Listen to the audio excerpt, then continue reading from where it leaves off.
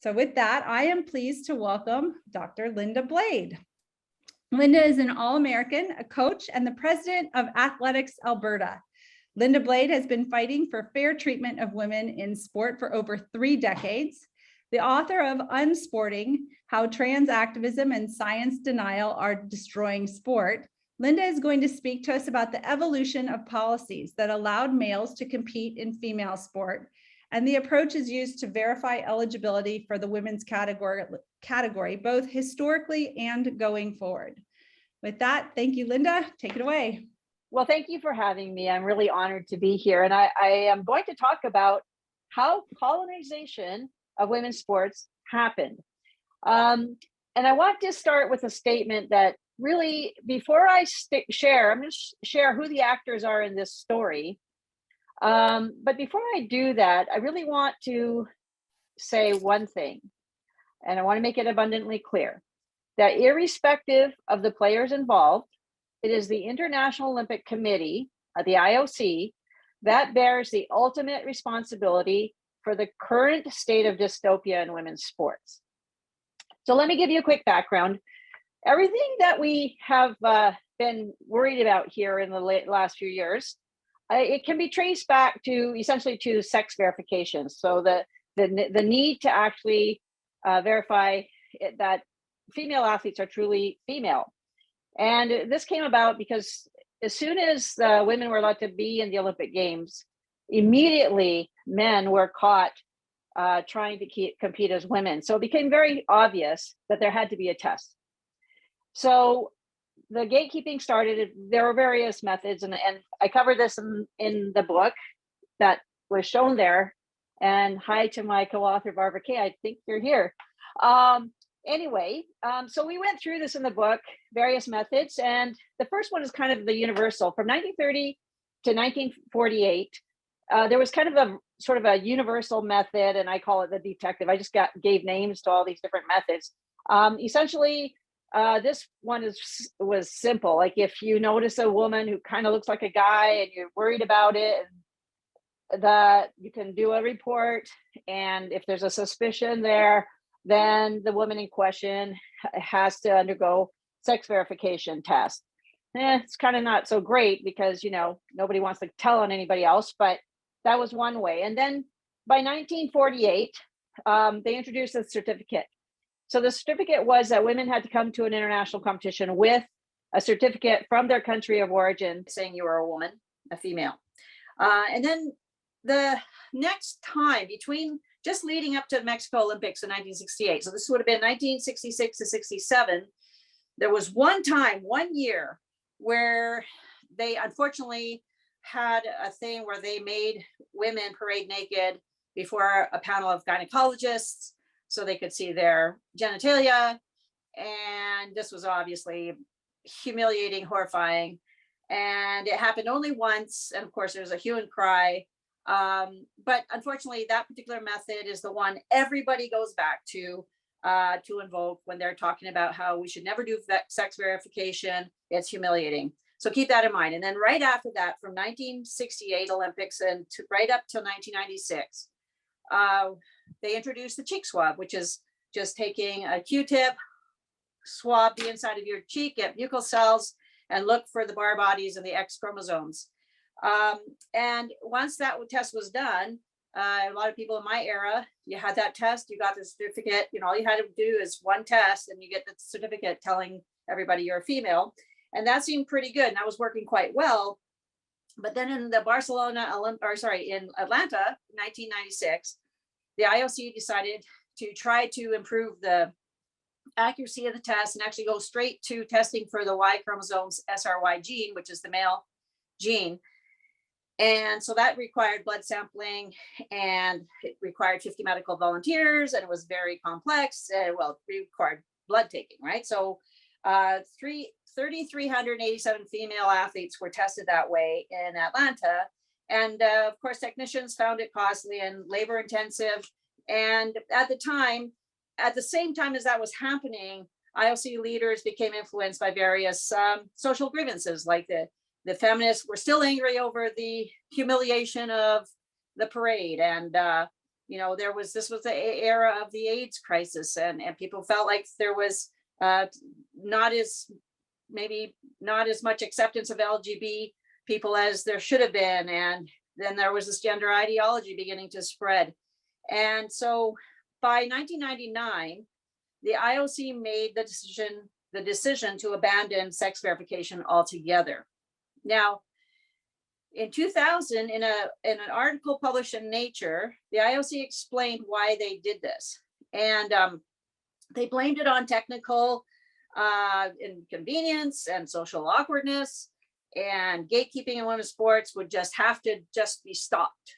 Now, for me and women like me, this was maddening. And I'll read you why partly. I'll just read a small segment of what happened in that article in Nature magazine, the journal. And it goes like this. At the time of testing, all female athletes at the 1996 Atlanta Games were offered a questionnaire written in both English and French, asking whether in their view of testing the females should be continued in future Olympics, and whether or not they were made anxious by the testing procedure. Of the 928 athletes who responded, 82% felt that testing should be continued, and 94% indicated that they were not made anxious by the procedure. 46 athletes were made anxious a little bit by the testing requirements that preceded their competitive events. Now, who knows whether they're anxious because they were getting nervous about their events or anxious about the test. But in any case, an overwhelming majority of female athletes indicated when asked that they wanted sex verification to continue. And they wanted the screening. And yet the IOC in that same paper conclude that the methods were caused too much emotional and social injury to a tiny fraction of athletes to make it worthwhile. As soon as they did that, as soon as they discontinued the sex verification, dominoes fell quickly, all leading up to the 2015 decision, which, so now this is now 2000. So in that period of time between 2000 and 2015, there was a lot going on, and a lot of it started with a little bit of an article. Even in the late 90s, there was a scientist named Louise Guren, did a paper, was doing some research on transsexuals and some of their performance parameters. And Guren was a close friend of the top IOC doctors. So they started talking about some of what's going on. And so the results were known a few years in advance, even though the paper of Guren was only published in 2004. They already knew the results. So 19 male to female transsexuals. So these were trans people who actually had the surgery, had obviously T deprivation. And it showed that plasma levels and testosterone and hemoglobin went down to about female levels, which is somewhat common. Muscle mass dropped a little, but remained way higher than the female. So they took a cross section on a CAT scan, and the thighs were still way bigger, and the muscle cross-sectional area was still way bigger in the transsexuals than the females. And they were obviously still taller. They were heavier. In fact, being on estrogen actually caused them to gain weight. And most changes happened, even though they looked at a 3-year span, most of the changes happened within the first year. So 4 key actions emerged from this kernel of thought and the limited data. The first one was the Stockholm Consensus, IOC policy of 2004. Suddenly, because of this thinking that maybe, living as a woman and having some of the surgery more or less mitigated the advantage, which the actual paper of Guren didn't even prove that or even support that. But anyway, the IOC decided that they would allow male to female transsexuals after 3 years of living as a woman and after having, of course, had the surgery. And here is how Guren put it in the paper. Depending on the level of arbitrariness one wants to accept, it is justifiable that reassigned male to female compete with other women. In other words, this statement says it's an admission that from the very start of the post-sex verification era, it was acceptable to make a rule about the female category that were arbitrary, make rules that were arbitrary, even if they might put women, female athletes, at a disadvantage. That was actually from the start, 2000 and to 2004, in that zone, already that was indicated that would be acceptable. And then a second strand, so I'm talking about 4 different strands of things that were happening at this time.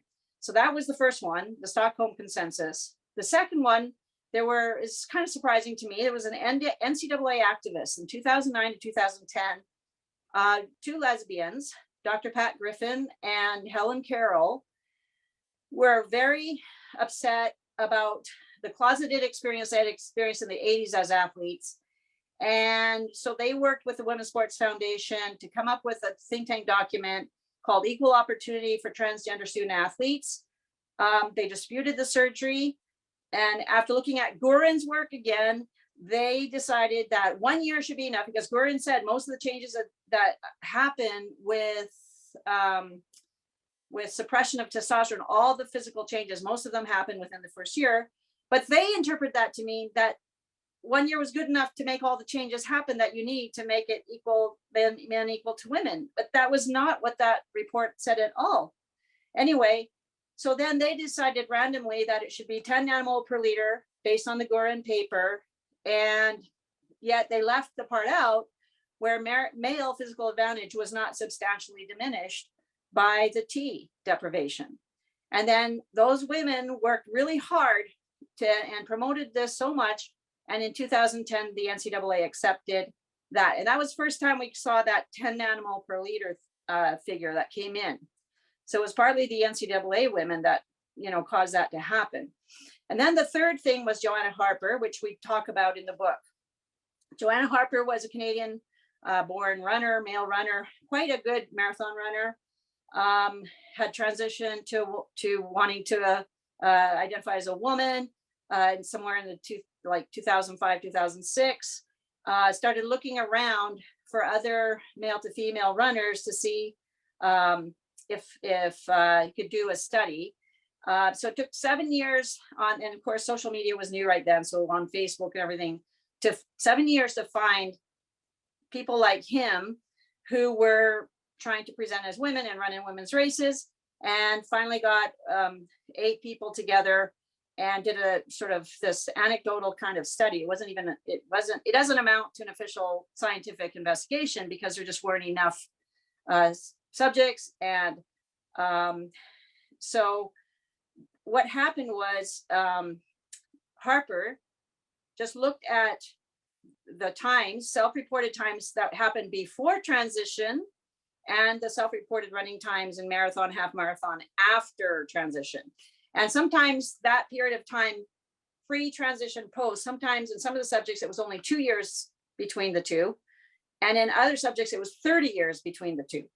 So, I don't know, maybe memories were great, not so great. But then they have this thing called age grading in masters sport, where you can actually see like relative to the top male where they are, relative to the top female where they are. Not very accurate, but this is the conclusion that Harper came up with in that paper. As a group, the eight subjects had remarkably similar age grade scores, in both male and female gender, making it possible to state that trans women run distance races at approximately the same level for the respective gender, both before and after transition. The problem was this wasn't actually correct. It was a small sample, so Harper couldn't do an actual statistical analysis. They used age grading, of course, which is not accurate. And then the most important thing for me is that Harper actually discarded one of the data points. The runner number 7 actually improved massively after transition, so got even better as a runner than before transition. And Harper just said, well, this is obviously an outlier, and just discarded that data, even though it was just as valid as any of the other points. And if if that runner number 7 had been kept in that study, the averages would have not shown anything about, mitigation. So that was, to me, kind of cheating in a research study. It was unethical. But the one thing Harper did say was that whatever the results were in this sort of anecdotal study, it only applied to running, not other sports. And yet, because Harper was a trans person and did this study, Harper became celebrated by the IOC, and they put Harper as the expert on trans in women's sport on the IOC medical commission. And they let Harper, and they applied that result to all sports. And, it had nothing to do with strength and weightlifting or anything else. And then the fourth strand of all this was a cyclist in Canada named Kristen Worley, who had been a transsexual, had undergone the surgery, and discovered when they were trying to compete, he was trying to compete with the women and train, that having been castrated, had no testosterone whatsoever. And because the male body does need testosterone to function, Worley found that they just couldn't train at all for cycling, whether it was for males or for female races. And so asked for a therapeutic exemption, TUE, to use some testosterone so that he could keep riding, and realized that was just felt like that was discriminatory. And so instead of saying, well, castration doesn't work to have a man and a woman sport, instead of doing that, Worley took the UCI and Cycling Canada to court in the Ontario Human Rights Court. And so in the book, and there's the story of Worley's journey is in this book called Woman Enough. And in that book, I was reading through it, and Worley basically was on the phone with the top IOC medical commissioner all the time. In fact, the person in the Canadian Human Rights Tribunal remarked that it's almost incredible. Even the UCI president said, I don't know how you can talk to Jacques Roget, or I don't know who was in charge as the president of IOC at the time, but Worley could literally pick up the phone and call the IOC and the medical commission anytime he wanted, and was absolutely advocating and sort of, basically they were hearing the trans people, but I mean, in a way that nobody had access compared to these people. So Worley and Harper had so much access, and so Worley won the case, and that scared the UCI, United Cycling. It scared the IOC. All the sports were scared that now trans people were going to be taking sports organizations to court. And in the meantime, the IOC was probably thinking, okay, we're going to lose human rights cases, and we're going to just have to give, if a person is fully castrated, and we're going to have to give them an exemption and use some testosterone to have exogenous testosterone in their system, even though that would be a doping offense normally.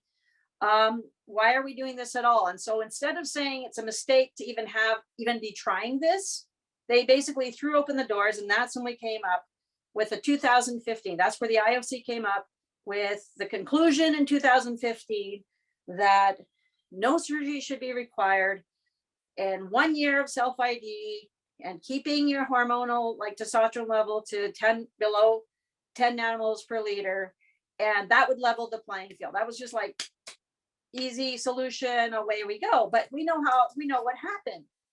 After that, the dystopian outcome for female athletes was starting to pop up everywhere. We had 2015, Fallon Fox smashing the orbital of Tamika Brent. We had 2017 to 19, Terry Miller and Andrea Yearwood, causing havoc for the Connecticut girls in high school track and field. Chelsea Mitchell, Selena Soul, Alana Smith, all of these people were losing out. And then we had in 2019, Cece Telfer winning the women's hurdles in the NCAA Division II after having been ranked no better than 390th in the men's event. So 390th ranked and first, no, there's not a mitigation there. There's not a level playing field there. And then we had, of course, the infamous cases in 2021. We had Laurel Hubbard in the Olympics, weightlifting. We had Leah Thomas came out in that November, December of that year, last year. And one of the things I wanted to note about was after Hubbard had competed in the Olympics in Tokyo and everybody was in an uproar, of course, the IOC medical commissioner had to come out and say, obviously, the 2015 thing, the 2015 policy was not fit for purpose. It had to be amended somehow. And so what did they do? The IOC went right back to the trans community for further consultation. We noticed online, all of us women, that people like, Veronica Ivy and all these people were bragging that the IOC was talking with them and consulting with them, and none of us were able to speak and consult. And so, that put us on the track to creating the International Consortium, which I'll get to at the end. But it was frustrating because we even sent a letter asking to be at the table, to be consulted as women, to have our voices heard. And the IOC said, nope, consultations are closed. We've already talked to people like you, as if we women were just sort of there off on the side. And then finally, the disastrous policy that their revised policy that they brought forward, the IOC brought forward in November of 2021, which we all remember was last November. No surgery would be required now. There'd be no T reduction required. The onus would be on the female athletes to prove that a trans-identified male athlete in their event had a disproportionate competitive advantage. And that all of this would have to be done on a sport by sport basis by the individual sport governing bodies. So that brings us into the current state of 2022. This has created an enormous problem. I mean, the IOC, it relinquished gatekeeping in 2000, and now completely in the 2021, kicking the can down the road, making female athletes responsible for themselves, like let a man in and now you have to prove he has an advantage. Kick the can down the road for its all of the international sports federations have to IOC created the problem, and now they're going to just make all of the individual sport governing bodies find the solution, which is disgusting lack of leadership, in my opinion. Policies, and the policies, as we've seen this last summer, are all over the map. FINA has a pretty good policy, although they still let young boys compete with little girls. World Triathlon did the exact opposite. All they did was play with testosterone levels, which we all know that's not the only thing that matters. It's about your height, your weight, all of the other measurements. It's not just about testosterone. It's about the general male body having an advantage. And the problem is all of these groups are still focusing on the levels, what level of testosterone? That's like saying, let's change the volume on the TV to try to get the right channel. Like they're focusing on the wrong thing. And now there's a new study that just came out a few days ago that once again shows that no amount, even 14 years of testosterone deprivation does not change men's muscle mass down to the female level. So now we have 14 studies that show that there's no mitigation of the male advantage with T suppression. So that's just amazing to me that we have to keep going through this cycle when study after study after study shows that the T suppression doesn't work. So let's summarize. I'm going to summarize quickly here. Why are we in this mess? Well, first of all, the demise of gatekeeping for female athletes by the IOC was a self-fulfilling thing. They tried something new. The IOC tried something new in 1996 and then deemed it to be too hard, too expensive. And then the IOC leadership and the scientists, their friends, they focused on only accommodating the tiny percentage of male participants. They didn't think about the females at all. Like, that was a side factor. They were just focusing on the trans community. And then the NCAA misrepresented the science to achieve what they thought would be a more equitable policy. And then you had a self-ID male Joanna Harper, unethically discarding a data point because it didn't fit the narrative, proving that T suppression mitigates competitive advantage in running, and then applying that to every other sport. Then you had male transsexual Worley, who found the IOC accommodation impossible to live by and launched a human rights suit, then scared everybody. And then you had about all of the above had a direct influence on the IOC to make a decision about who can compete as a woman. But you know what was missing? One thing was missing: input from female athletes. There was zero input from female athletes. So what we have is a common feature here. We have twisting facts to suit a desired outcome, driven by ideology, emotion, or a preferred narrative, never allowing female athletes to say, or anybody with a female voice or concern. And when they did, the one time they did, have that survey of the female athletes in Atlanta, it was irrelevant. No matter what the women said, they didn't listen. They just went ahead and did what they were going to do anyway. And so at every step along the way, the rights of the female athlete to fair and safe competition was given the lowest priority. It was as if the entire cohort of the world's female athletes was invisible, or just basically some blank template upon which others could paint their story without consent of the women. So going forward, what we do? Well, as I said, we have a consortium of women's groups like Icons. Icons part of the consortium. So it's an international consortium. We now have 8 countries, sport groups from 8 countries, women's who care about, fairness and safety. So we have Spain, France, UK, Canada, USA, El Salvador, Mexico. We have New Zealand. We have Australia. So it's just growing, and it's historic. Thanks to the internet, women can talk to each other. Think about any time in history. Never before in history have women been able to collaborate on a concept, an idea, to advocate for themselves, and as a unit, as a collective. And so, this is really is, it's easy to overlook it, but this is the first time women really can get together and have a big voice. This is the whole point of that consortium, is to demand a seat at the table when these kinds of decisions are being made. It's the same thing, that you often hear is like, nothing about us without consulting us. Why not just consult with women for a change, right? So one of the things we've demanded, we've even sent letters to certain organizations, that we seek a return to sex verification testing using updated genetic methodology, but still keeping it simple, the cheek swab. No, it's not too hard. So anybody who says it's too hard is just shrugging their shoulder. It's not too expensive. The IOC makes billions of dollars off the athletes. I mean, listen to Joe Rogan. He thinks it's gross, in all of these, fighting MMA and all these other places. They just pay athletes huge amounts of money. The IOC never has to pay athletes anything, and they could walk away with billions. Yes, they can spend some money on this. And you know what?